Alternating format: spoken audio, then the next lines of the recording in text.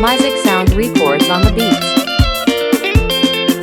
Sasa kasi Valera Anye Music Sound Production Uware wo Mataninge sasa ikuranga Ikuranga reska za vamisi za oye Mishemtsika sasa nizata mamupuko umbi marinye Nefa umbe na minga melitenga Azata yufa simeti vale Nahangu stuta nona matiki benga Hata mnolu mati mbola mangatika umbe Uwambale umbe